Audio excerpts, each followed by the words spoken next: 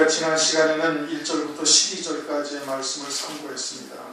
바리새인과 사두개인들의 누룩을 주의하라. 떡에 관한 말씀이 아니다 이겁니다. 하나님의 말씀이 떡에 관한 말씀이 아니다. 그리고 바리새인과 사두개인들의 누룩을 또 그와 같은 교훈으로 살고 있는 사람들은 12의 표적을 분별하지를 못한다 이겁니다. 천계는 분별할 줄 알면서도 12의 표적을 못 보는 거예요. 왜 그랬죠? 하나님의 말씀에 누룩이 섞여 있기 때문에 그러는 거예요. 누룩이 섞여서 전혀 다른 말씀으로 바뀌어진 것이다 이겁니다. 그러니까 이제 오늘날 하나님의 말씀, 이제 영원한 하나님의 나라, 참으로 영원한 세상을 갖다가 세계를 하나님께서 우리에게 세상에 있는 것들로 설명을 해주신 거예요. 왜? 하나님 나라를 우리에게 직접 설명을 해줘도 우리가 알아들을 수가 없는 거예요. 보여지지도 아니하고 만져지지도 아니하고 가본 적도 없고 육신을 입고 있으니까 완전히 단절이 되어져 있으니 알 수가 없는 것이죠.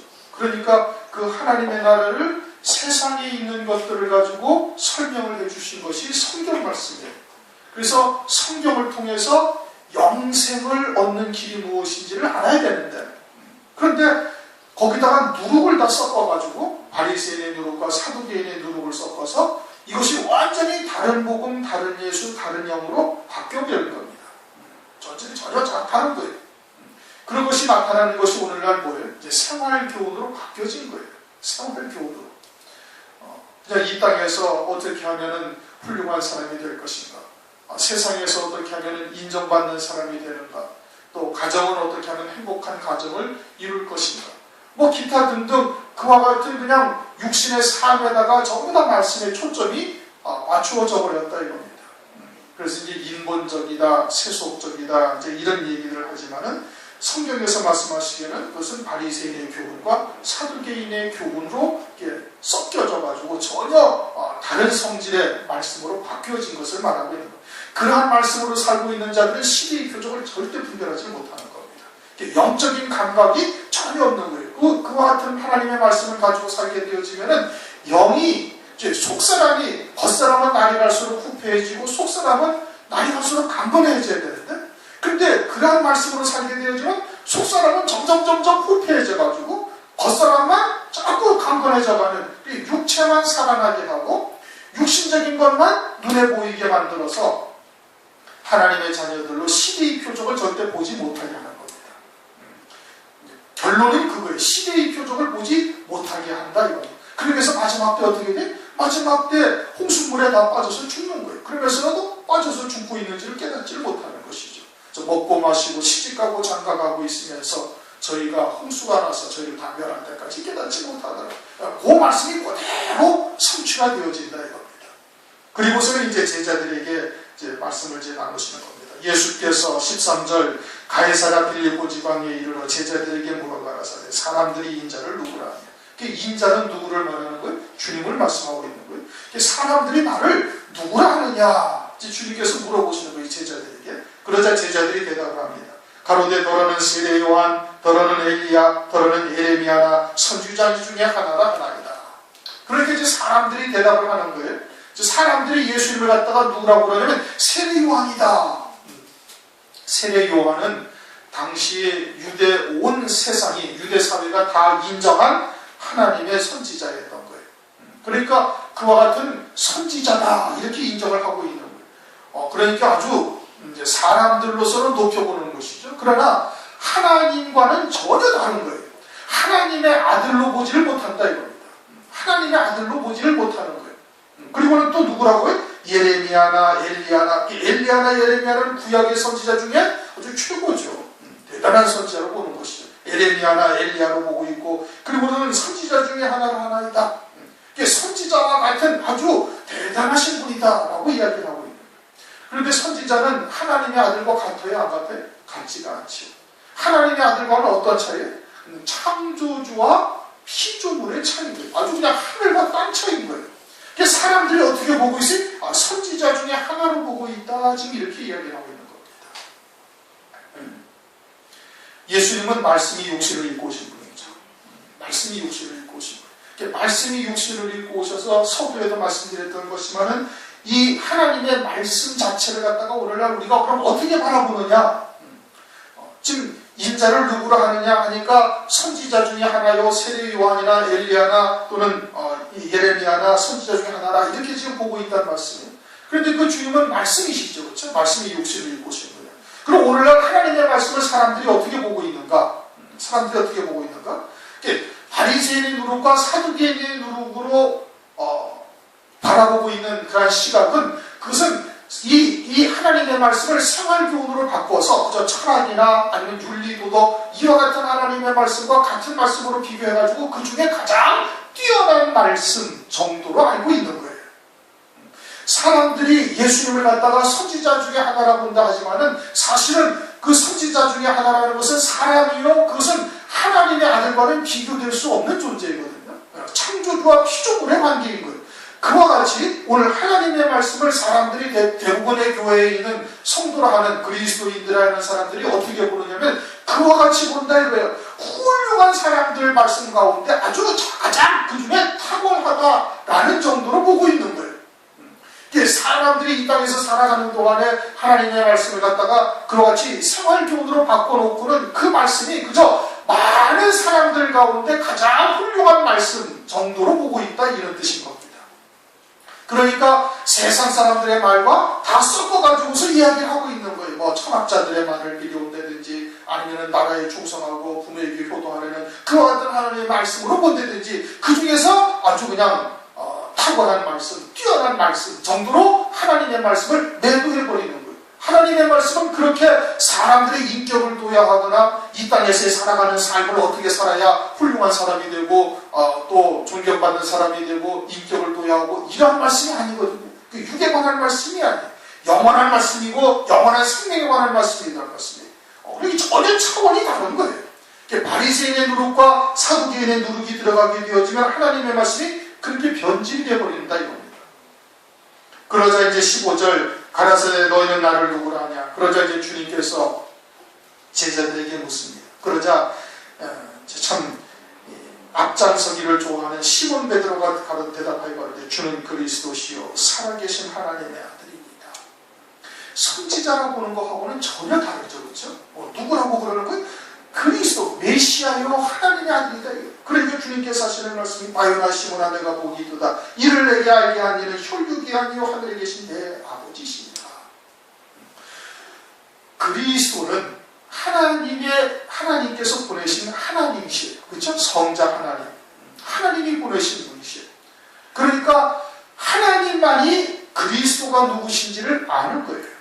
하나님만이 하나님을 알지 사람의 이성, 사람의 어떤 이 지식으로는 하나님을 알 수가 있어요, 없어요? 없어요. 만약에 사람의 이성으로 하나님을 안다라는 것은 그것은 사람들이 연구하고 지식적으로 검토하고 그래가지고서는 하나님의 나라를 볼 수가 있다는 얘기예요. 그러나 하나님의 나라는 보이지 아니하거든요. 만져지지도 아니하고 과학적으로 증명이 될 수 있는 것이 전혀 아니다 이겁니다. 그러니까 하나님은 하나님만이 아셔요. 하나님의 아들도 역시 누가 아세요? 하나님만이 아시는 거예요. 사람이 참 따져보고 또 다른 사람이 체험해보고 그렇게 해서 알 수 있는 것이 아니다 이겁니다. 그러니까 베드로가 지금 주는 그리스도시요 살아계신 하나님의 아들이다 라고 고백을 하는 것은 사람의 지식이나 사람의 이성으로 알 수 있는 일이 절대 아니고 그것은 하나님께서 알려주셔야만 알 수 있는 거예요. 그러니까 고린도전서 12장 3절에도 말씀하시기를 성령으로 아니하고는 누구든지 예수를 주시라 할 수가 없다 이겁니다. 그렇게 하나님께서 하나님을 아시기 때문에 성령으로 말미암아 예수님이 그리스도라고 고백을 할 수가 있는 거예요. 깨닫게 해서. 그러지 아니하고 인간의 이성이나 인간의 지식으로는 알 수가 없다 이겁니다. 혈육으로는 알 수가 있어요 없어요? 혈육으로는 도저히 모르는 것이. 그러니까 하나님께서 하나님이 보내신 성령으로 그리스도 하나님을 알게 하신다. 주는 그리스도시요 살아계신 하나님의 아들이시니이다.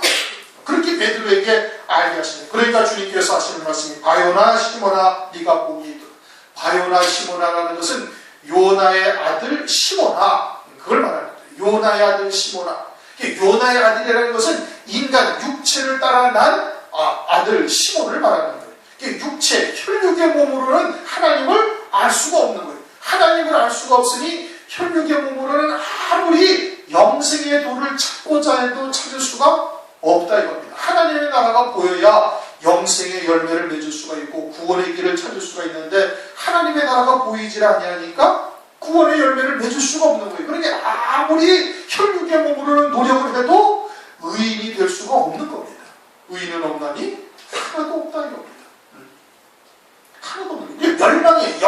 영원한 멸망이에요. 그런데 네가 복이 있도다라는 것은 하나님께서 너에게 그와 같은 것을 알게 하셔서 이제는 영생의 열매를 맺을 수 있는 자가 되게 하셨으니 그것이 참으로 복이 있다라고 지금 말씀하고 있는 거예요.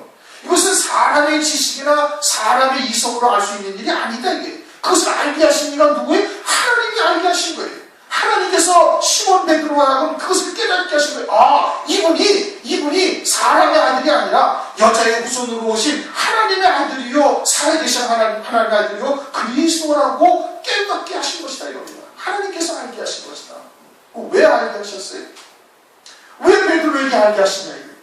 바리새인과 사두개인들 당시 유대사회의 주류들이 아주 그냥 허다하게 있는데 그들에게 알게 하셔가지고 그들이 유대사회를 다 장악하고 있잖아요. 주류란 말이에요.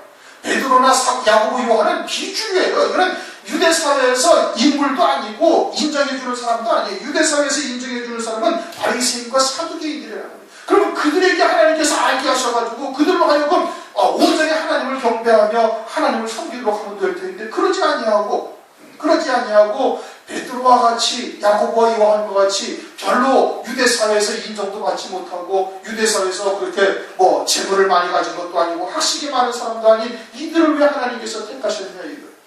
그것은 하나님의 은혜인 겁니다. 야곱은 내가 사랑하고 에서는 미워하였다. 그건 하나님의 긍휼하심을 입은 거예요. 언제로부터? 창세 전으로부터. 에베소서 1장 3절로 6절을 보면은 한번 읽어보십시다. 이제 다시 한번 읽어보시면 하나님의 말씀해 주시는 이 뜻이 무엇인지를 큰 틀에서 딱 깨달으셔야 돼요. 에베소서 1장 3절에서 6절 다 같이 읽습니다. 에베소서 1장 3절 시작. 찬송하리로다 하나님 곧 우리 주 예수 그리스도의 아버지께서 그리스도 안에서 하늘에 속한 모든 신령한 복으로 우리에게 복 주시되 곧 창세전에 그리스도 안에서 우리를 택하사 우리로 사랑 안에서 그 앞에 거룩하고 흠이 없게 하시려 그 기쁘신 뜻대로 우리를 예정하사 예수 그리스도로 말미암아 자기의 아들들이 되게 하셨으니 이는 그의 사랑하시는 자 안에서 우리에게 거저주시는 바 그의 은혜의 영광을 찬미하게 하려는 것이다. 아멘. 하나님께서 창세전에 우리를 그리스도 안에서 택하셨어요. 왜? 거룩하고 흠이 없게 하셔서 아들이 되게 하시기 위해서. 그래가지고 하늘나라에서 영원히 하나님을 찬양하게 하기 위해서 그냥 하나님께서 일방적으로 우리를 사랑하시는 거예요. 하늘에 속한 모든 신령한 복을 우리에게 복 주시려고. 그러니까 이것은 다른 박질하는 자로 말미암음도 아니요 원하는 자로 말미암음도 아니요 그냥 하나님께서 긍휼히 여기시는 자에게 주시는 하나님의 은혜다 이거예요. 그럼 오늘날 우리가 그런 은혜를 입은 거예요. 하나님으로부터. 그러니까 그 당시 유명한 자들, 그 당시 주류인 바리새인과 사두개인들을 내려놓고 제껴놓으시고 하나님께서 그냥 별 볼 일 없는 베드로와 야고보와 요한과 같은 자들을 택하셔가지고 하나님께서 이와 같은 은혜를 베풀어 주셨다 이겁니다. 그리고서는 그들과 하여금 주님의 일을 감당할 수 있도록 은혜를 베풀고 계시는 것이지요. 그러면 마지막 때 시대의 표적을 보고 요한계시록의 말씀을 듣게 하시는 것도 누가 듣게 하시는 거예요? 그건 하나님이 알게 하시는 거예요.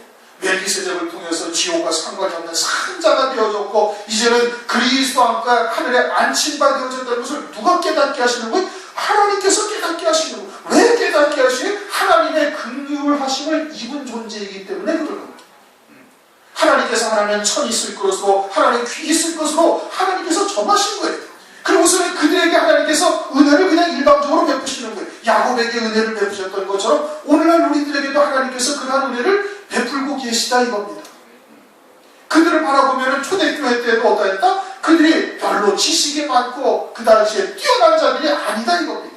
당시에 뛰어난 자들을 주류 사회에 있는 자들을 다 내버려두고 이 베드로와 야고보와 요한과 같은 그냥 어부로서 일생을 살아온 그들을 택하셨다 이거 하나님께서. 그럼 오늘날 교회도 역시 마찬가지인 겁니다. 마지막 때 요한계시록을 우리가 참고하는데 속히 될 일들을 그 종들에게 보이시려고. 그럼 그 종들이 누구예요? 당시의 유대사회의 주류를 이루던 바리새인과 사두개인들이냐? 아니다 이겁니다. 은혜 시대의 그들은 왜 하나님께서 그럼 택하지 아니하신? 그들은 이처럼 잘못된 교훈으로 아주 그냥 철저히 하나님 앞에 참 폐역한 자들이 되어져 있기 때문에 그러는 거예요. 그러니까 하나님께서 택하신 자들을 갖다가 이와 같이 마지막 때 은혜를 베풀어 주셔서 하나님의 뜻이 무엇인지를 알게 하신다 이겁니다. 시대의 표적을 보게 하시고 마지막 때 이루어가신 구원이 무엇인지를 깨닫게 하셔서 그것으로 우리에게 소망을 삼게 하는 게 너희 안에 착한 일을 시작하십니까? 그리스도 예수의 날까지 다 이루시리라 이겁니다. 누가 행하신 거예요? 하나님께서 너희 안에 착한 일을 시작하십니다 이겁니다. 너희로 마음에 소원을 두고 행하게 하시나니 빌립보서에 말씀하고 있지 않습니까? 그러니 우리를 하여금 그와 같은 것을 깨닫게 하시고 듣게 하시고 믿음으로 받게 하시고 그리고 소망 삼게 하신 것은 주님의 은혜다 이겁니다. 주는 그리스도시요 살아계신 하나님의 아들이다. 이것은 네가 혈육으로 하는 것이 아니다. 어떻게 하는 거예요? 하늘에 계신 내 아버지께서 그것을 알게 하셨다. 오늘날 우리들에게도 그와 같이 하나님께서 은혜를 베풀어 주시는 겁니다. 그리고선 그들에게 제3일에 부활할 것을 제자들에게 알려주시고 바리새인과 사두개인들에게는 뭐라고 말씀하셨지? 요나의 표적밖에는 너희들이 보일 표적이 없다. 그들에게는 주님께서 백보자의 심판대 앞에서 그때 주님을 만나게 되어질 것을 말씀하시는 것이고 제3일에 부활할 걸 제자들에게 알려주시는 것은 그것은 셋째 날 되는 날 사흘 되는 날 갈릴리 가나에 혼인잔치가 있는데 오늘과 내일은 내가 귀신을 쫓아내고 병을 낫게 하다가 제3일에는 완전해지리라는 그 날에 너희들은 그때 나를 보게 되어질 것을 말씀을 하고 있는 겁니다. 오늘날 우리가 그와 같이 사흘 되는 날 혼인잔치가 무엇을 의미하는 것이고 우리가 지금 그 사흘째 되는 날을 살아가고 있고 마지막 때 이루실 구원의 비밀들을 알게 하셨다는 것이 이것은 하나님의 은혜다 이겁니다. 베드로, 야고보, 요한에게 이와 같이 성령께서 가르쳐 주셨던 거죠. 오늘날 우리들에게도 그렇게 하나님께서 은혜를 베풀어 주신 것이니 이것이 얼마나 하나님의 큰 복을 받은 것이냐 이겁니다. 요한계시록에서도 말씀하고 복이 있다 이겁니다. 왜? 때가 가까우니까. 마지막 때 재림하실 주님을 만나는 것보다 더 큰 복이 이 세상에 존재하지 아니하는 겁니다. 그것이 가장 큰 복인 것이죠. 바요나 시몬아 네가 복이 있도다. 어떠한 복이? 그와 같은 복이 있는 거예요. 오늘날 우리들에게도 그러한 복을 하나님께서 베풀고 계시는 겁니다. 이를 내게 알게 하는 이는 혈육이 아니요 하늘에 계신 내 아버지십니다. 오늘날 우리들에게도 주님께서 이 모든 것을 깨닫게 하신 겁니다. 성령으로 깨닫게 하신 거예요. 왜요? 그냥 하나님께서 우리에게 긍휼히 여기시고 은혜를 베푸신 거예요. 17절 예수께서 대답하여 가라사대 바요나 시몬아 지금 한 거죠. 18절 또 내가 네게 이르노니 너는 베드로라 내가 이 반석 위에 내 교회를 세우리니 음부의 권세가 이기지 못하리라. 이 말씀을 가지고 천주교에서는 베드로가 반석이다. 그리고 베드로가 초대교황이다. 베드로가 반석이고 베드로에 의해 교회를 세우셨다. 주님께서 이렇게 말씀하시니까 이제 그 베드로의 대를 이어서 오늘날 교황이 그와 같이 교황이 이제 교회의 기초가 되어지고 그러니까 그 캐톨릭만이 정통적인 교회다라고 주장하는 겁니다. 우리는 이단하다 이겁니다. 프로테스탄트, 기독교, 이단처럼 취급하고 지네들이 큰 집이고 여기는 작은 집 정도를 이렇게 얘기를 하고 앉아 있으면서 말을 하고 있죠. 그래가지고 지난번에 교황이 오니까 지난번에 말씀드렸던 것처럼 마지막 떠나기 전에 이제 명동성당에서 이제 그들이 말하는 미사라는 것을 드리잖아요. 미사를 드리는데 대통령도 앉아있고 국무총리도 앉아있고 서울시장도 앉아있고 뿐만 아니라 또 누가 앉아있어요? 우리나라의 7개 종단의 대표들이 다 와 앉아있는 겁니다. 그 앞에 불교도 와서 앉아있고 원불교도 앉아있고 그리고서 무슨 뭐 정교회인지 뭔지도 와서 앉아있고 이래가지고는 7대 종단 기독교도 KNCC라는 그 아주 이단처럼 취급되는 그네들이 거기 와서 그 대표가 기독교의 대표로서 거기서 앉아있어요. 그래갖고 모든 교단 종교들이 다 앉아있는 것이죠. 자기들이 가장 이제 정통적인 교회라고 이렇게 주장하는 대목이 이제 이 18절, 19절 내용인 겁니다.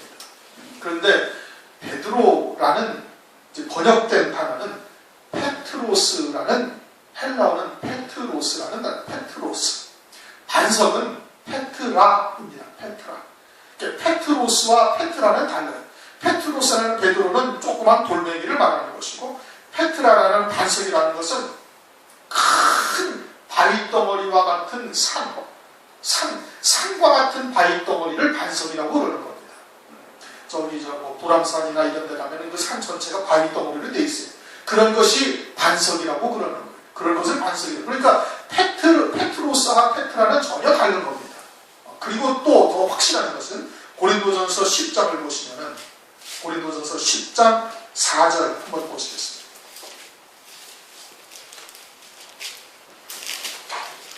고린도전서 10장 4절을 보시면은 시작. 다 같은 신령한 음료를 마셨으니 이는 저희를 따르는 신령한 반석으로부터 마셨으며 그 반석은 곧 그리스도시야. 반석이 누구라고요? 그리스도라는 얘기예요. 그러니까 그리스도 위에 내 교회를 세우겠다. 이게 베드로가 지금 주는 그리스도시요 살아계신 하나님의 아들이다라고 고백한 그 말씀이 그 말씀 위에다가 세우시는 거다 이겁니다. 에베소서 3장 17절 믿음으로 말미암아 그리스도께서 너희 마음에 계시게 하옵시고 그와 같은 믿음의 고백을 하면은 누가 계시는 거예요? 그리스도가 우리의 마음속에 계신다. 말씀이 심령 속에 새겨지고 그 말씀이 이제 자리하게 되어지면은 그리스도께서 계시는 거예요. 말씀이 계시는 것이 곧 그리스도께서 계시는 것이죠. 그게 그 그리스도의 반석 위에 내 교회를 세우겠다 이 뜻이지 베드로라는 자연인, 베드로라는 사람 하나를 두고 베드로 위에다가 내가 교회를 세우겠다 이런 뜻이 아니에요. 하나님께서 아브라함에게 약속을 하셨어요. 그럼 아브라함 개인에게 하신 약속이에요? 아니면 아브라함의 믿음을 쫓는 그 모든 후손들에게 하신 약속이에요? 그 후손들에게 하신 약속.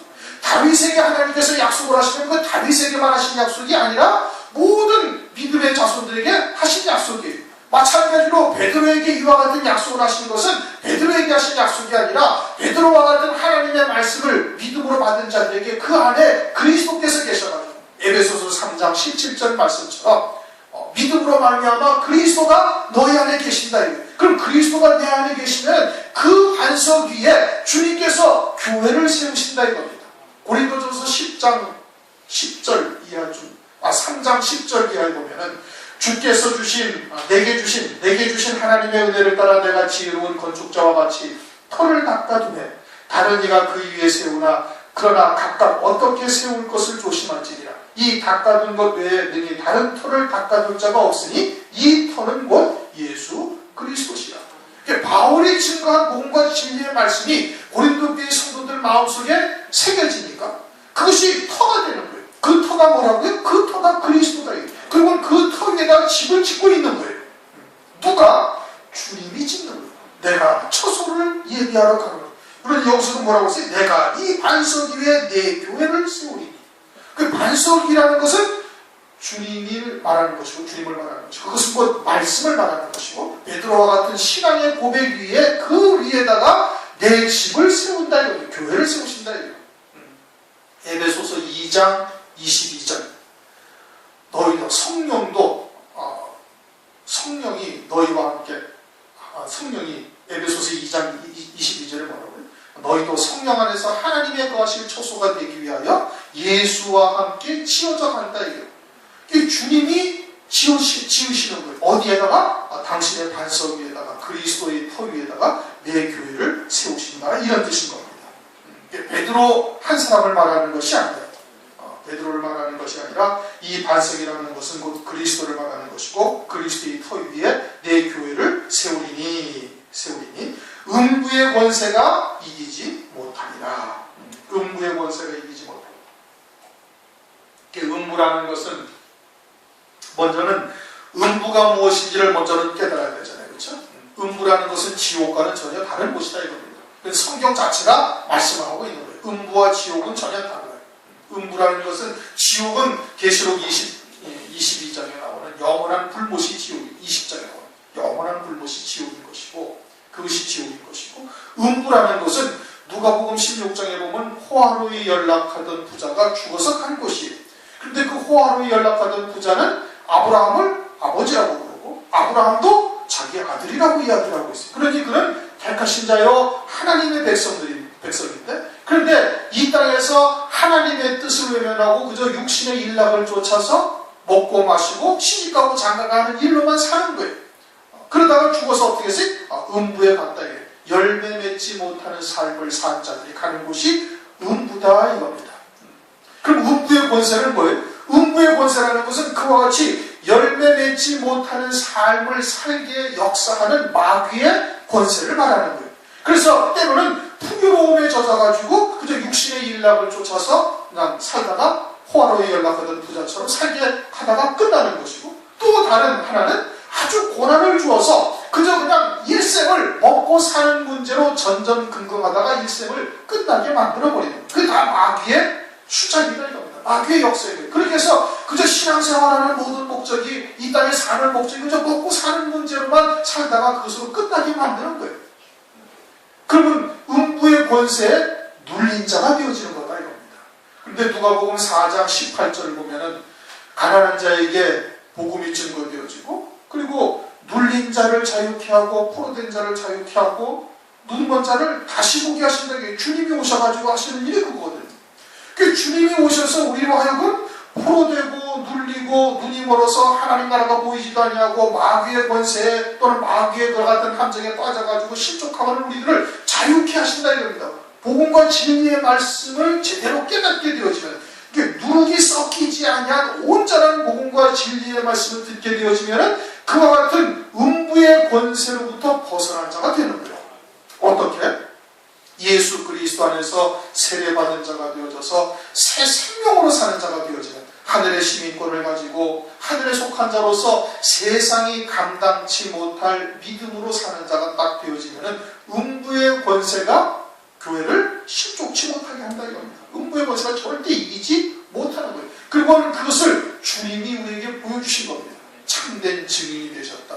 요한계시록을 보면 그렇게 말씀하시죠. 주님이 그와 같은 죽음에서 죄와 사망의 권세를 깨뜨리시고 부활하심으로 말미암아서 이제는 그리스도 안에 있는 자들이 그와 같이 죄로부터 사망으로부터 또는 세상의 권세로부터 눌린 자를 자유케 하시는 은혜를 입게 되어지는 거예요.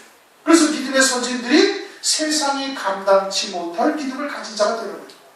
더 좋은 부활을 사모하는 자들은 악형을 받되 천견하지 아니하니 세상이 감당치 못할 믿음을 가졌다. 사도 바울도 어떻게 했어요? 세상이 내게 관계할 것이 없다. 세상이 내게 대하여 십자가 못 박혔고 나 또한 세상에 대하여 다 못 박혔으니 세상의 부요로움으로 우리에게 풍요로움을 안겨준다 할지라도 그것에 빠져가지고 그 풍요로움에 육신의 일락에 빠지지 아니한다. 오히려 그것을 가지고 주의 일을 하는데 힘쓰는다가 되는 것입니다. 또는 막 고난으로 환난으로 쳐가지고 그냥 전전 먹고 사는 일에 전전긍긍하지도 아니한다. 그런다 할지라도 그런 것에 흔들리지 아니하고 먹고 사는 문제가 우리의 삶의 목표나 신앙의 목표가 되지 않는다 이겁니다. 왜 음부의 권세가 교회를 절대 이기지 못하는 거예요. 그런데 바리새인과 사두개인의 교훈으로 사는 자들은 음부의 권세 아래 눌려서 살고 있는 겁니다. 그러면서 자신들은 그걸 깨닫지를 전혀 못하는 거예요. 그저 먹고 사는 문제 아니면 썩어질 육신의 인격을 보여하는 것이나 세상에서의 모든 것들을 갖다가 가지고서 그와 같은 세상의 가치관이나 교회의 가치관이 일치가 되어져서 살고 있는 그와 같은 삶을 사는 거예요. 그건 뭐예요? 그건 음부의 권세 아래서 사는 거예요. 세상은 공중권세 잡은 자 아래에 있는 거 아니겠습니까? 그러니까 세상은 어떻게 풍요롭고 잘 되면 그것이 권세가 되어져서 힘을 가지고 누리고 살고 그것이 없으면 그저 그냥 굴종하면서 밑바닥에서 전전긍긍하면서 사는 그것이 세상인데 교회도 똑같이 그렇게 살고 있으면 그건 음부의 권세 아래 사는 자인 겁니다. 그런데 교회는 어떻게 한다? 그 반석 위에 세워진 교회는 음부의 권세가 절대 이길 수가 없다 이겁니다. 그러면 오늘날 우리들은 소위 복음과 진리라는 것을 알고 있잖아요. 그러면 그와 같이 세상이 관계할 것이 없는 자가 되어져 있어야 되는 겁니다. 육에 속한 것에 영향을 받지 아니하는 자리에 서 있어야 되는 거예요. 그것이 우리에게 어떻게 다가온다 할지라도, 풍요로움으로 다가온다 할지는, 아니면은 더 좋지 않은 상황으로 바뀌어진다 할지라도 그런 것에 우리의 신앙이 또 우리의 믿음의 길이 영향을 받아서는 안 되는 겁니다. 그게 반석 위에 세우신 주님의 교회. 그 주님의 교회는 음부의 권세에 전혀 영향을 받지 않는다. 음부의 권세가 이기지 못한다 이거예요. 그렇게 되어져야 되는 거예요. 그럼 우리의 믿음이 과연 그러한 자리에 서 있는지 스스로를 돌아볼 수 있어야 되는 겁니다. 그렇게 되어지면 그것은 반석 위에 세워진 주님의 교회가 되는 것입니다. 19절, 내가 천국 열쇠를 네게 주리니 네가 땅에서 무엇이든지 매면 하늘에서도 매일 것이요 네가 땅에서 무엇이든지 풀면 하늘에서도 풀리리라.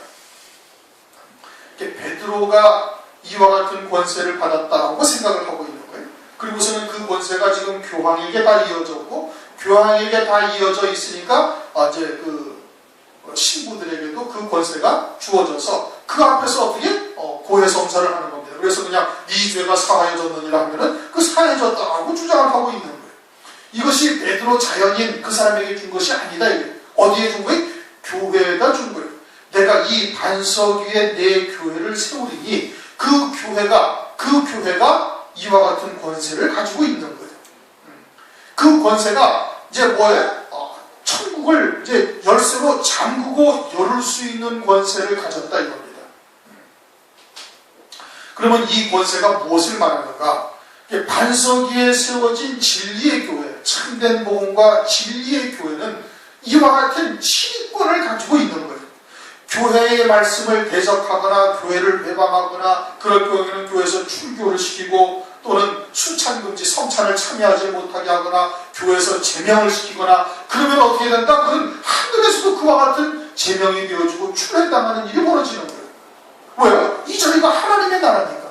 온전한 진리의 말씀으로 하나가 되어진 하나님의 나라와 하나가 되어진 그와 같은 교회라면 땅에서도 그렇게 치리를 하게 되어지면 하늘에서도 그대로 묶여버리는 거예요.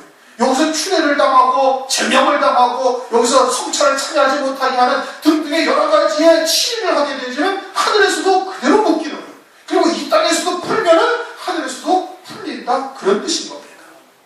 베드로 개인에게 그와 같은 권세를 주신 것이 아니고 신부들에게 그와 같은 권세를 주신 것이 아니고 교회 안에 내 반석 위에 내 교회를 세우리냐는 그 교회 위에 이와 같은 권세를 하나님께서 주신 것이. 그리고 교회 안에서 진리의 교회 안에서 치익을 하게 되어지면 그것은 하늘에서도 묶이는 것이 되어지는 것이고, 이 교회 안에서 풀게 되어지면 하늘에서도 풀리는 은혜가 임하게 되어질 것을 말합니다. 그것을 말하는 거예요. 하늘에서도 매일 것이요 네가 무엇이든지 땅에서 매면 하늘에서도 매일 것이요 네가 땅에서 무엇이든지 풀면 하늘에서도 풀리리라. 이에 제자들이 경계하사 자기가 그리스도이신 것을 제자들을 경계하사 자기가 그리스도이신 것을 아무에게도 이르지 말라. 그리스도이신 것을 아무에게도 이르지 말라 하신 것은 그리스도는 왕이시죠. 그런데 세상에서는 헤롯 왕이 있어요. 그리스도는 대제사장이시죠. 그런데 세상에서는 율법의 대제사장이 있어요. 그러니까 그리스도가 왕이시고 대제사장인 것을 드러내게 되어지면 주님께서 하시는 일에 아직은 방해가 되기 때문에 하나님의 뜻이 땅에서도 온전히 이루어지기까지는 그렇게 이해하지 말라. 그렇게 지금 말씀을 하고 있는 겁니다. 주님이 부활하신 후에야 이제 주님이 그리스도였다는 것을 이제 선포하고 증거하고 이렇게 다니게 되어진 것이죠. 오늘은 좀 짧지만 13절에서 20절까지의 말씀을 우리가 참고했습니다. 이것은 앞의 말씀과 대비되어져서 당시 유대 사회의 주육을 이루고 있는 바리새인과 사두개인들에게는 하나님께서 당신께서 그리스도이신 것을 알게 하지 아니하신 거예요. 그리고는 별로 세상에서 주목받지도 못하는 베드로와 야고보와 요한과 같은 이와 같은 자들에게 그리스도이신 것을 하나님께서 알게 하셨다 이겁니다. 그래서 마지막 때 오늘날 우리들에게도 교회의 주류가 이루고 있는 그들은 바리새인과 사두개인의 누룩으로 그와 같은 교훈으로 교훈을 삼고서 살고 있는 그들에게는 치리의 표적을 보지 못하게 하시고 그들에게는 참으로 재림하실 주님에 대해서도 알게 하지 못하게 하시는, 그리고서는 별 볼 일도 없는 그리고 세상에서 별로 주목받지도 못하는 자들에게 주님께서 은혜를 베푸셔가지고 그와 같은 것을 깨닫게 하신다 이겁니다. 시대의 표적을 보게 하시고 요한계시록의 말씀이 무엇인지 알게 하시고 멜기세덱의 구원을 알게 하시고 그 진리가 무엇인지를 하나님께서 알게 하시는 거예요. 사람의 지식이나 사람의 지혜로는 이와 같은 것을 아무리 연구한다 할지라도 전혀 깨달을 수가 없는 겁니다. 그럼 오늘날 우리들에게 그와 같은 은혜를 하나님께서 베푸신 이유가 뭐예요? 하나님의 사랑인 거예요. 하나님의 은혜인 거예요. 그냥 거저 창세 전부터 우리를 택하사 우리에게 그와 같은 은혜를 베풀고 계신다 이겁니다. 그러면 그러한 은혜에 합당한 믿음의 길을 우리가 걸어가야 할 것이고 하나님 앞에 감사, 찬송을 드려야 되는 겁니다. 우리가 세상에서 겪는 여러 가지 일들, 그것은 별로 대수로운 일들이 아닙니다. 우리가 믿음의 길을 걸어가게 되어지면 하나님께서는 하나님께서 쓰고자 하시는 그와 같은 일에 합당한 자로 길러가시는 역사일 뿐인 거예요. 하나님께서는 오병이어의 이적을 또는 칠병이어의 이적을 얼마든지 베푸실 수가 있다 이겁니다. 그게 중요한 것이 아니에요. 거기에 초점이 맞춰져 있는 것이 아니거든요. 그런데 대부분 사람들은 다 어디에 맞춰지? 거기다 다 초점을 맞추고 있는 거예요. 때가 임박하며 주께서 우리에게 알려주신 것을 우리가 잘 기억하시고 그와 같은 은혜를 하나님께 감사하시며 그 믿음으로 승리하시기를 주님의 이름으로 축원합니다. 우리 통성을 잠시 기도하시겠습니다.